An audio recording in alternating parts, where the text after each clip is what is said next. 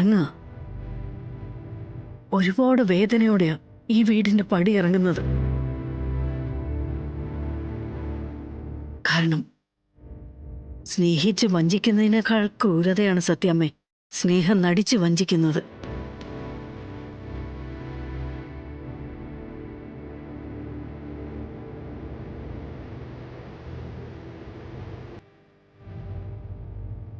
പോട്ടെ മോളെ. അമ്മേ,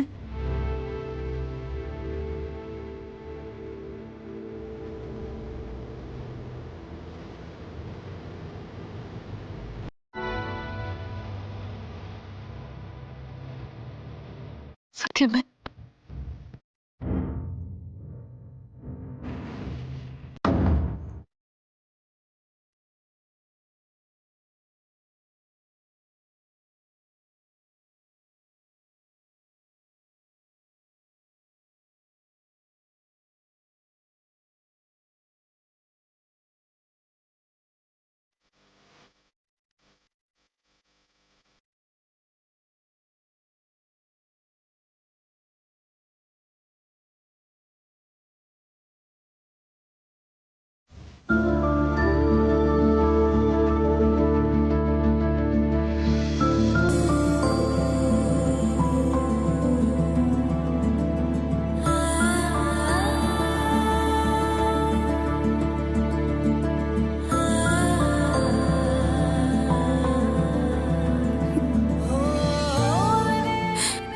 ഇങ്ങനെ ഒരു തീരുമാനം സത്യമയ്ക്ക് ഉണ്ടായിരുന്നെങ്കിൽ ഞങ്ങൾ ഇങ്ങോട്ട് വരില്ലായിരുന്നു.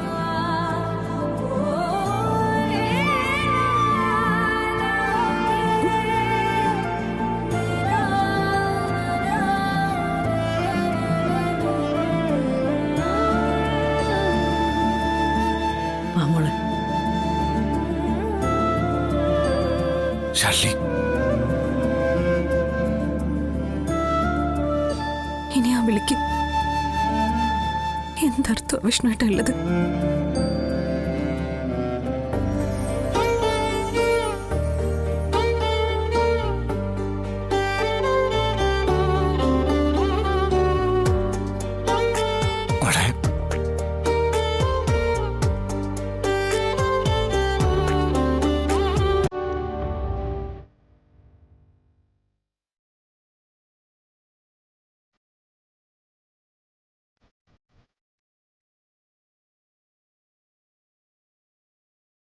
ശാലിനി,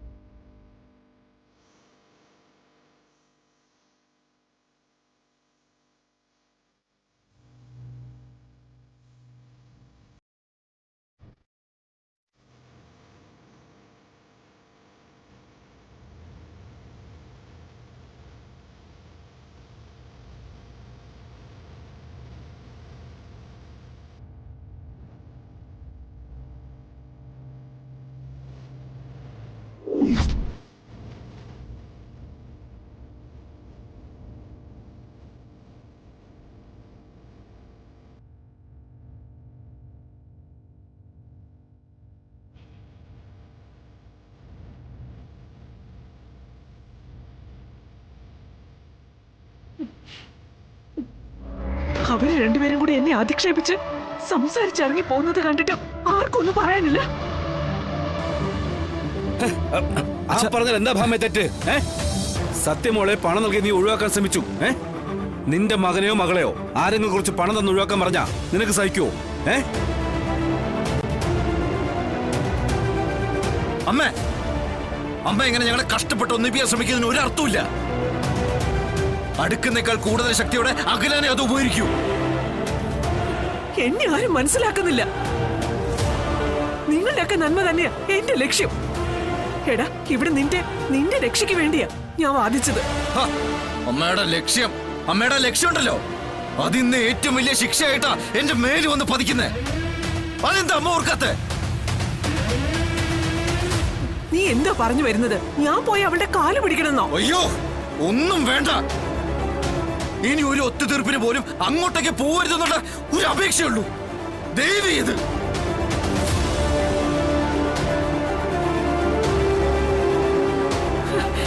ഛെ,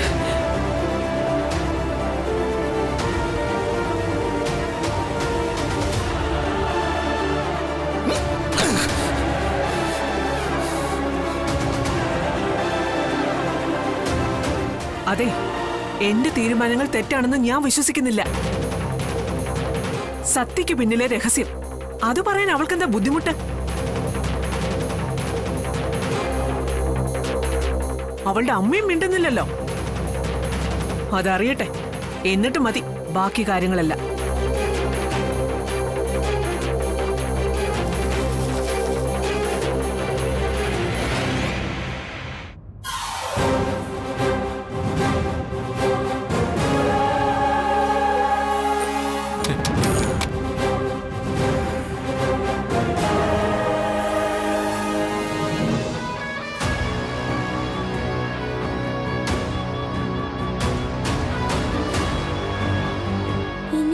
സത്യയോട് അവളുടെ അച്ഛനല്ല വിളിച്ചതെന്ന് പറയണം. ഇല്ലെങ്കിൽ ഈ വഴക്ക് ഒരിക്കലും മാറില്ല.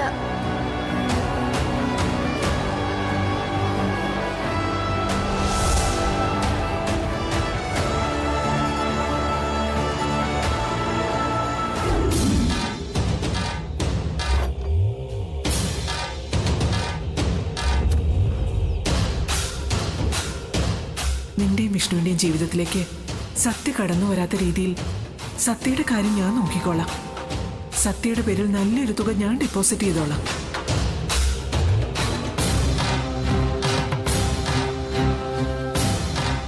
സത്യമേ, സ്വന്തം മകന്റെ കുഞ്ഞിനെയാ നിങ്ങൾ പണം നൽകി ഒഴിവാക്കാൻ നോക്കിയത്.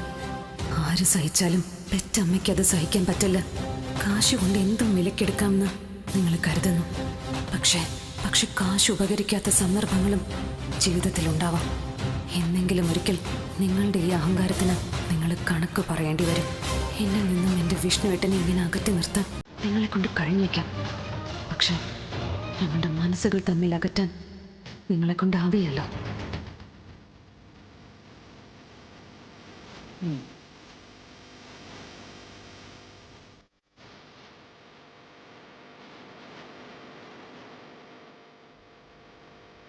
എന്തൊരു ഇരിപ്പാ മോളേത്. വന്നിട്ട് ഒരു ഗ്ലാസ് വെള്ളം പോലും കുടിച്ചില്ലല്ലോ. ഇനി ഈ ഇരിപ്പ് ഇരുന്നിട്ട് അത്താഴം പോലും കഴിക്കാതെ കിടക്കാനാവും അല്ലേ? എനിക്കൊന്നും കഴിക്കാൻ തോന്നുന്നില്ലമ്മ. അവിടെ നടന്ന സംഭവങ്ങൾ കൊണ്ട് തന്നെ വയറ് നിറഞ്ഞു. അതൊക്കെ മനസ്സിൽ നിന്ന് കള മോളെ. സത്യാമ്മയും പറഞ്ഞു, അതിനൊപ്പം കാര്യങ്ങൾ നമ്മളും പറഞ്ഞു. അതിലിപ്പോ ഒരു തെറ്റുമില്ല. എന്നാലും നമ്മുടെ സത്യമോളെ ഒഴിവാക്കണമെന്ന് അവര് വീണ്ടും വീണ്ടും പറഞ്ഞില്ലേ? എനിക്ക് അതോർക്കുമ്പോഴ അത് അവരുടെ മനസ്സ്. ചില ആൾക്കാർക്ക് കരിങ്കല്ലിനെ തോൽപ്പിക്കുന്ന മനസ്സാണെന്ന് പറയും. ഇവരുടെ മനസ്സ് അതിനേക്കാൾ കട്ടിയ. ഗോപാലേട്ടൻ ഉണ്ടാവേണ്ടതായിരുന്നു. മുൻപും പിൻപും നോക്കാതെ വഴക്കുണ്ടാക്കാൻ ഒരു കാരണം നോക്കിയിരിക്കുന്ന ഗോപാലേട്ടനെ സത്യമോളെ എന്തെങ്കിലും പറഞ്ഞെന്നറിഞ്ഞാൽ സഹിക്കൂല. വണ്ടി പിടിച്ച് അവിടെ പോയി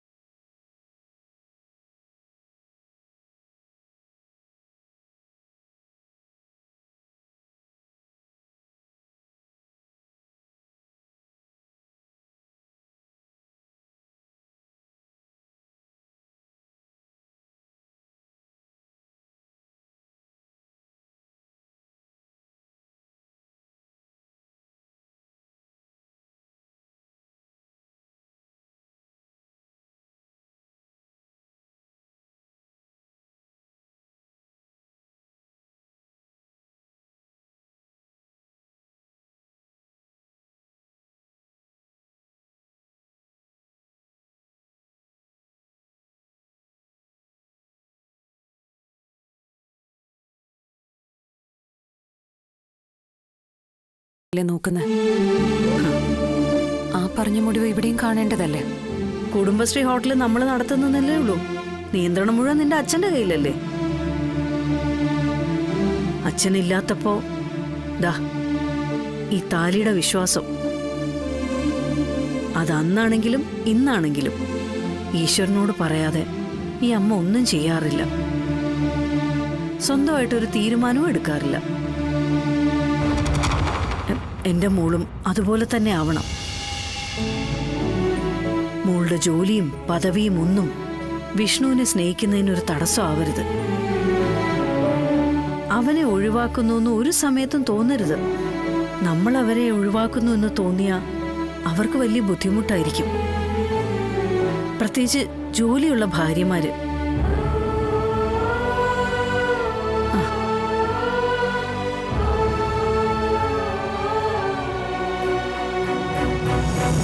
എൻ്റെ അമ്മ കുറെ കാലമായി അമ്മയോടൊപ്പം ഇങ്ങനെ ഒന്ന് ഇരിക്കണമെന്ന് ആഗ്രഹിക്കുന്നു. നമുക്കിങ്ങനെ കുറേ നേരം എന്തെങ്കിലുമൊക്കെ പറഞ്ഞിരിക്കാം അമ്മ. മനസ്സിന് ഒരു സമാധാനം ഉണ്ടാവട്ടെ. എനിക്കറിയാം ഇന്നത്തെ സംഭവങ്ങളെല്ലാം കേട്ടുകേൾവിയായിട്ട് കളയാൻ നിനക്കാവില്ലെന്ന്. പോട്ടെ, എല്ലാം മറന്നേക്കും. കഴിഞ്ഞതെല്ലാം ഒരു ദുസ്വപ്നം പോലെ മറക്കണമെന്ന് പറയുന്നതേ ഇനിയുള്ള നല്ല സമയങ്ങളിൽ ഈ പഴയ ഓർമ്മകൾ കടന്നു വരാതിരിക്കാൻ വേണ്ടിയാ. അതിന് നമുക്ക് എവിടുന്ന അമ്മ നല്ല ദിനങ്ങളും നല്ല സമയമൊക്കെ വരുന്നത്? ഒന്നുമില്ല. സങ്കടങ്ങളും പിണക്കങ്ങളും അതേ ചൊല്ലി ഉണ്ടാവുന്ന പരിഭവങ്ങളും അതെല്ലാം ചേർത്ത് ഈശ്വരൻ പോലും നമ്മളെ ഇങ്ങോട്ട് പറഞ്ഞു വിട്ടിരിക്കുന്ന അനുഭവിക്കാൻ മരിക്കുവോളം കരയുന്ന കണ്ണുകളോട് ജീവിക്ക്. എന്റെ മോളെ, നിന്റെ സങ്കടം കണ്ടിട്ട് ഈ അമ്മയ്ക്ക് സഹിക്കാൻ പറ്റുന്നില്ല. നമുക്കങ്ങനെ ജീവിക്കാം അമ്മ. അമ്മ പറയുന്ന വിധിയെ നമ്മൾ തള്ളി പറയുന്നുമില്ല. വിധിയെ പഴിക്കാതെ ഇത് ദൈവം നമുക്ക് അനുവദിച്ചു തന്ന സങ്കടമാണെന്ന് വിശ്വസിച്ചുകൊണ്ട് നമുക്കങ്ങനെ കഴിയും.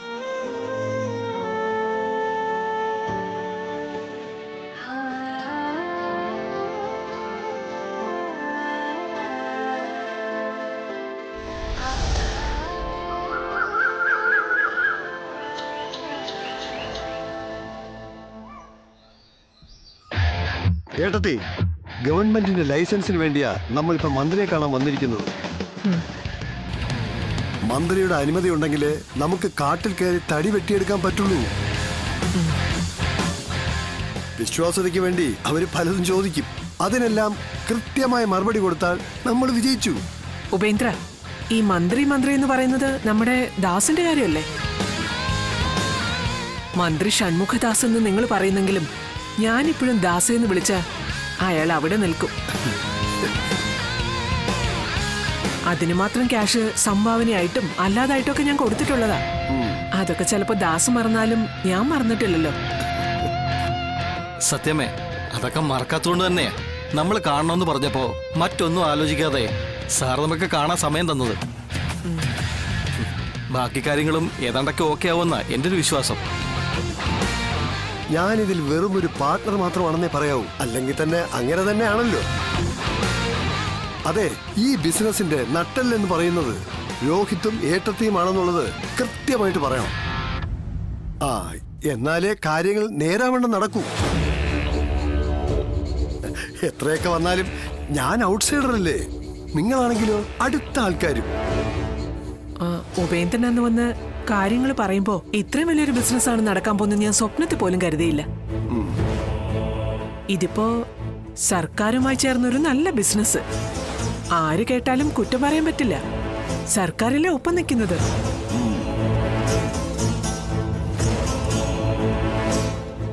സാറ് വരുന്നുണ്ട്.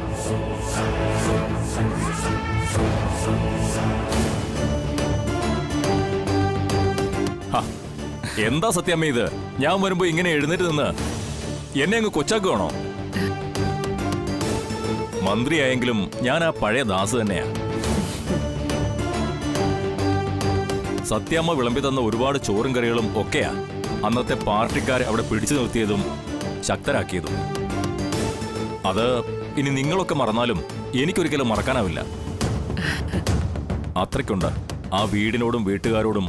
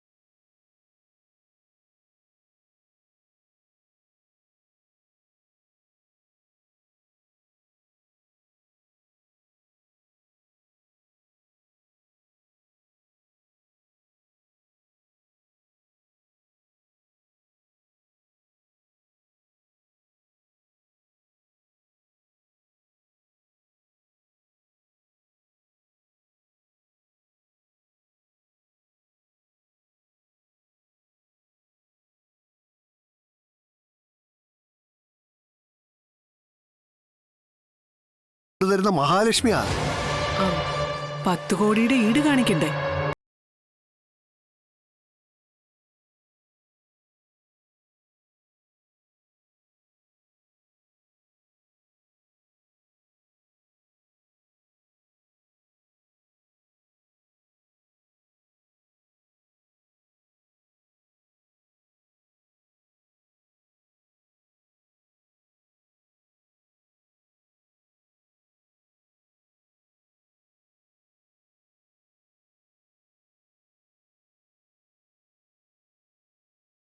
അത് 10-15 കോടിയുടെ മുതലുള്ളതല്ലേ?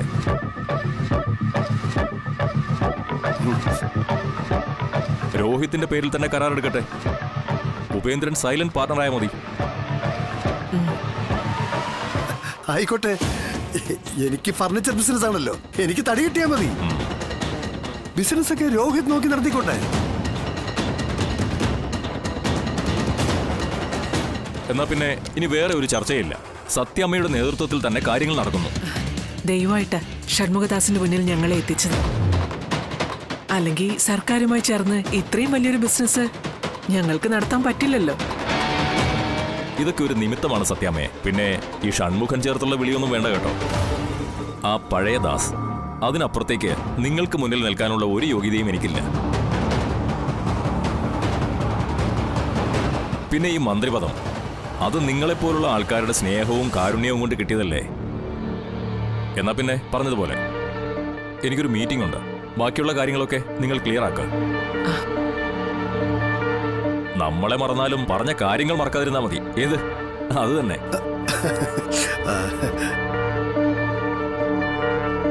ചിരിക്കാൻ പറഞ്ഞതല്ല, കാര്യങ്ങൾ നടത്തിക്കിട്ടി ഇങ്ങനെ ചിരിച്ചു നിന്നവരെല്ലാം കാലുവാരി നിലത്തടിച്ചിട്ടുണ്ട്. പിന്നെ ഇതിൽ ഞാൻ കാണിച്ച പ്രത്യേക പരിഗണന അത് സത്യാമ്മയോടുള്ള കടപ്പാട് ഒന്നുകൊണ്ട് മാത്രമാണ്.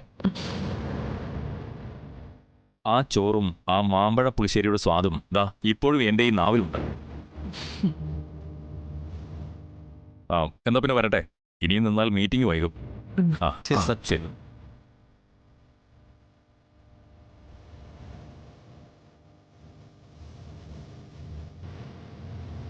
ഉപേന്ദ്ര, ഈ വിവരങ്ങളെല്ലാം നിങ്ങൾ വന്ന് രാഘവേട്ടനോടൊന്ന് സംസാരിക്കണം. അല്ല, എനിക്ക് ഒറ്റയ്ക്കൊരു തീരുമാനം എടുക്കാൻ പറ്റില്ല. അത് വേണം. ഏട്ടനെ ഞാൻ പറഞ്ഞ് സമ്മതിപ്പിച്ചോളാം. ഏട്ടത്തി ധൈര്യമായിട്ടിരിക്കാൻ ഞാൻ പറഞ്ഞില്ലേ. ഈ ബിസിനസ് ഈ രോഹിത്തിനെ കൊണ്ട് ഞാൻ ചെയ്യിക്കും.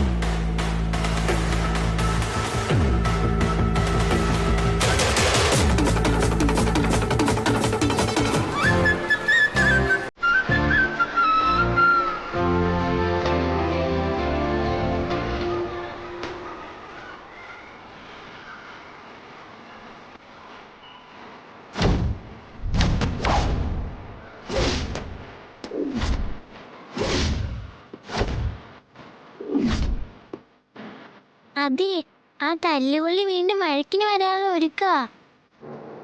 ഇപ്രാവശ്യം അല്പം കൺട്രോൾ കാണിക്കണേ. ശരിയാ, അവന്റെ അച്ഛന് വേറെ പ്രത്യേകിച്ച് പണിയൊന്നും ഇല്ലാത്തോണ്ട് എപ്പോ വിളിച്ചാലും ഓടി വരും. അതുപോലെയാണോ നമ്മുടെ കാര്യം? സത്യമ്മ വന്നാൽ എനിക്ക് അടി ഉറപ്പാ. ശ്രദ്ധിക്കണ്ട, അവൻ എന്തെങ്കിലുമൊക്കെ പറഞ്ഞിട്ട് പോട്ടെ. ഡി സത്യ, ആ ബോളിങ് തന്നെ. നിനക്ക് വേണമെങ്കിൽ എടുത്തോണ്ട് പോടാ.